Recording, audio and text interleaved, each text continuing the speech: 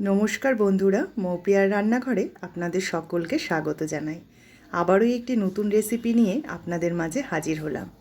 আজকে আমি তৈরি করে দেখাবো অরিও বিস্কুট দিয়ে প্যানকেক। সামনেই কিন্তু জন্মাষ্টমী, আপনারা চাইলে কিন্তু এটি বানিয়ে গোপালের কাছে নিবেদন করতে পারেন, অথবা যে কোনো এক ছুটির দিনে বাচ্চাদেরকেও কিন্তু আপনারা এটা বানিয়ে দিতে পারেন। বাচ্চারা কিন্তু এটা খুবই পছন্দ করবে। এই প্যানকেক তৈরি করার জন্য আমি প্রথমে 10 টাকা দামের যে অরিও বিস্কিটগুলো হয় সেটা দুটো নিয়ে নিয়েছি। এই দেখুন, আমি বিস্কুটগুলোকে প্রথমে একটি বাটির মধ্যে ঢেলে নিচ্ছি।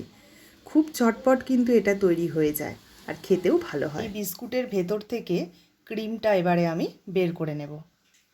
খুব অল্প সময় এবং কম খরচেই কিন্তু এই কেকটা তৈরি করে নেওয়া যায়। এই ক্রিমটা আমি হালকা করে বের করে নেব।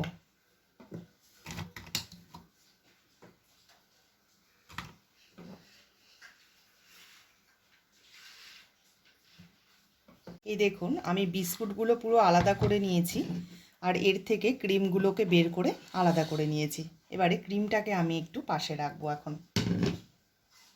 আর একটা মিক্সার জারের মধ্যে আমি এই বিস্কুটগুলোকে একটুখানি মিক্সি করে নেব।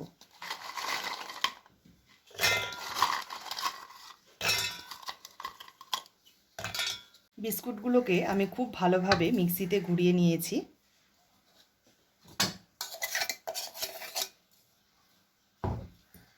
এই দেখুন, একদম মিহি করে কিন্তু এগুলোকে আমি গুঁড়ো করে নিয়েছি। এই বিস্কুটের গুঁড়োর মধ্যে আমি দিয়ে দিচ্ছি 2 চামচ ময়দা।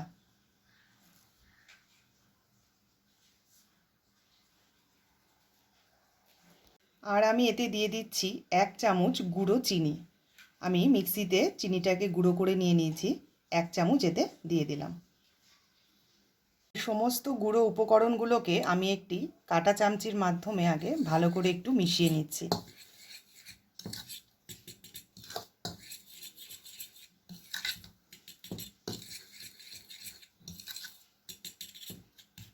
যাতে দলা দলা পাকিয়ে না থাকে গুঁড়ো অংশগুলো, কাঁটা চামচি দিয়ে খুব ভালোভাবে আগে এটাকে আমি মিশিয়ে নিলাম। এবারে অল্প অল্প করে দুধ দিয়ে আমি এটাকে একটা ব্যাটারে পরিণত করব।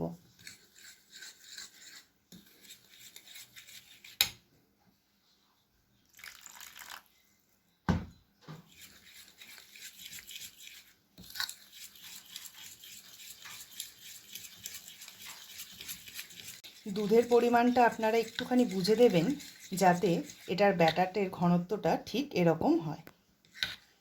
খুব একটা বেশি পাতলাও না, আবার খুব একটা বেশি গাঢ়ও না। এই দেখুন। এবারে আমি এতে ব্যবহার করছি একটা ইনো। পুরোটাই এতে আমি দিয়ে দেব। ইনোটা দিয়ে এটাকে আরেকটু ভালোভাবে মিশিয়ে নিতে হবে। ইনো দেওয়ার পরে যদি মনে হয় যে এতে একটুখানি দুধ লাগবে, তাহলে কিন্তু আপনারা দিয়ে নিতে পারেন। এই দেখুন, এখানে কিন্তু আমার আর একটু সামান্য পরিমাণে দুধ লাগবে।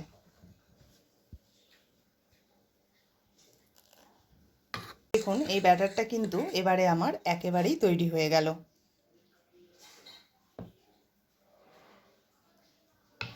একটা ফ্রাই প্যান আমি বসিয়ে দিয়েছি, এতে আমি দিয়ে দিচ্ছি সামান্য পরিমাণে রিফাইন অয়েল। দিয়ে আমি একটা টিস্যু দিয়ে ভালো করে এই অয়েলটাকে মুছে নিচ্ছি প্যানের মধ্যে।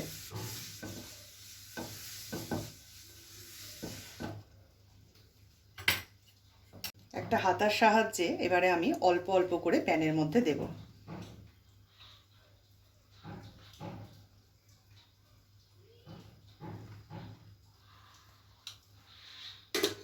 দেখুন, এক পিঠ কিন্তু খুব ভালোভাবে ভাজা হয়ে গেছে। এবারে আমি এটাকে উল্টে দেব।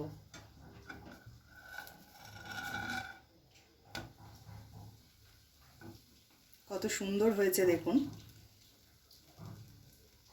এটাকে আমি তুলে নিচ্ছি। এটা আমার হয়ে গেছে। এবারে বাদবাকিগুলোও আমি একে একে করে নেব। অরিও বিস্কুটের ক্রিমটার মধ্যে এবারে আমি সামান্য পরিমাণে দুধ দিয়ে দিচ্ছি।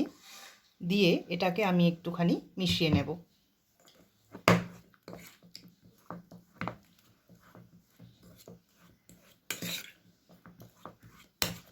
দেখুন অরিও বিস্কুটের ক্রিমটা আমি রেডি করে নিয়েছি।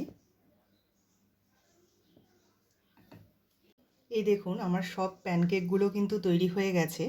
আর আমার দুটো অরিও বিস্কুট আর 1-2 চামচ ময়দা দিয়ে কিন্তু এখানে আমার 5টা কেক তৈরি হয়েছে। চলুন এবারে ক্রিম দিয়ে এগুলোকে একটু সাজিয়ে নিই। চলুন দেখি কেকটা আমার কতটা স্পঞ্জি হলো। এই দেখুন একটু হাত দিলেই কিন্তু বোঝা যাচ্ছে কেকটা কিন্তু আমার খুব স্পঞ্জি হয়েছে, আর দুটো পিঠ কিন্তু খুব সুন্দরভাবে হয়েছে। এই দেখুন, চলুন এবারে ক্রিম দিয়ে এটাকে রেডি করি।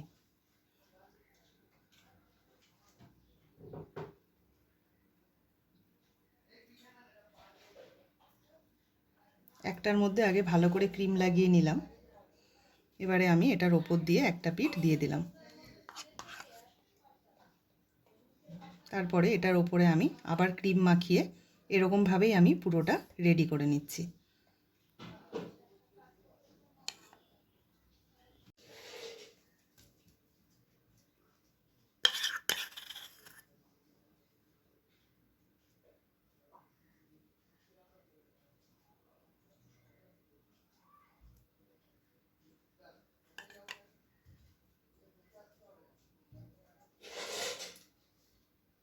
প্যানকেক তো আমার রেডি হয়ে গেছে। চলুন বন্ধুরা এবার কেটে এটাকে দেখি কেমন হলো।